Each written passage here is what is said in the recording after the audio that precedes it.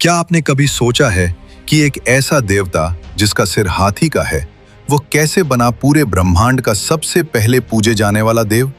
आखिर क्यों महादेव जैसे शांत चित्त स्वामी को अपने ही पुत्र का मस्तक काटना पड़ा? हिमालय की बर्फीली चोटियों के बीच बसे कैलाश पर एक अजीब सी शांति थी।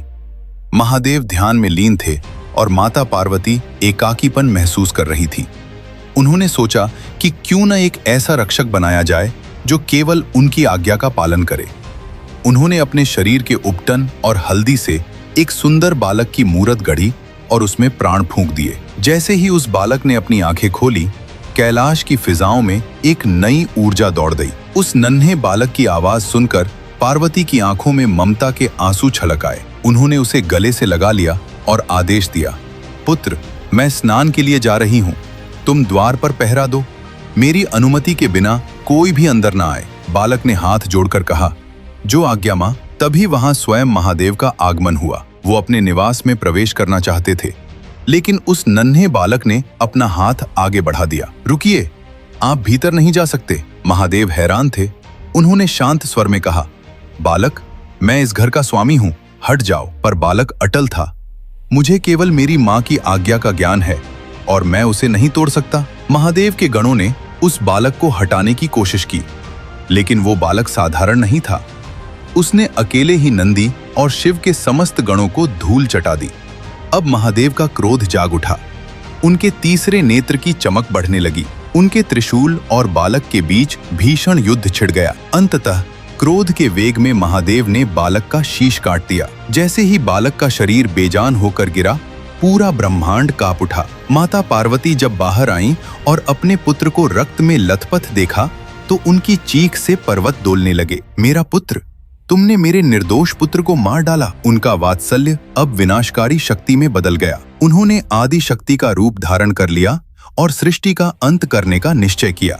देवता थर थर कांपने लगे। महादेव को अपनी भूल का आभास हुआ। उन्होंने तुरंत अपने दूतों को उत्तर दिशा में भेजा और कहा, जो भी पहला प्राणी मिले उसका सिर ले आओ। दूत एक नवजात हाथी का सिर लेकर आए, जिसे महादेव ने बालक के धड़ से जोड़ दिया और उसे नया जीवन दान दिया। जब बालक दोबारा जीवित हुआ तो वह गजानन कहलाया। महादेव ने उन्हें आशीर्वाद दिया कि आज से किसी भी पूजा या अनुष्ठान में सबसे पहले गणेश की पूजा होगी। वे केवल पार्वती के पुत्र नहीं, बल्कि पूरे संसार के विघ्नहर्ता बन गए। समय बीतता गया और गणेश जी की बुद्धि की चर्चा चारों ओर होने लगी। एक बार महादेव ने अपने दोनों पुत्रों कार्तिकेय और गणेश के बीच एक प्रतियोगिता रखी। जो सबसे पहले पूरे ब्रह्मांड के 3 चक्कर लगाकर वापस आएगा, उसे प्रथम पूज्य का पूर्ण अधिकार मिलेगा। कार्तिकेय अपने वाहन मयूर पर सवार होकर बिजली की गति से निकल पड़े, लेकिन गणेश जी शांत खड़े रहे। उन्होंने मुस्कुराते हुए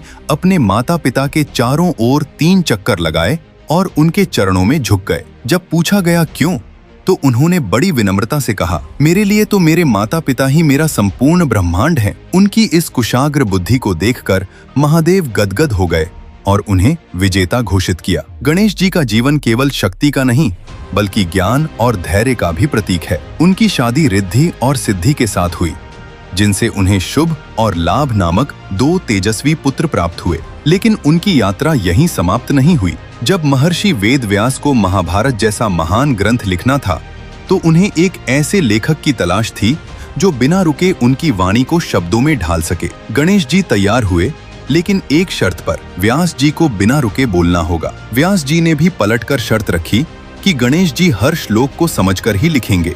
लिखते लिखते जब गणेश जी की कलम टूट गई, तो उन्होंने एक क्षण भी बर्बाद नहीं किया और अपना एक दांत तोड़कर उसे कलम बना लिया। इसीलिए उन्हें एक दंत कहा जाता है। यह महागाथा हमें सिखाती है कि बाधाएं कितनी भी बड़ी क्यों न हो, यदि बुद्धि और भक्ति का मेल हो तो मनुष्य स्वयं ईश्वर के करीब पहुंच जाता है। आज भी जब हम किसी नए काम की शुरुआत करते हैं, तो सबसे पहले उस मूषक वाहन, लंबोदर और गौरी पुत्र को याद करते हैं, जो हमें सिखाते हैं कि सिर झुकना हार नहीं, बल्कि विनम्रता की जीत है। गणेश जी की यह कथा हमें विश्वास दिलाती है कि जब तक हमारे पास संकल्प की शक्ति है, ब्रह्मांड की कोई भी बाधा हमें रोक नहीं सकती।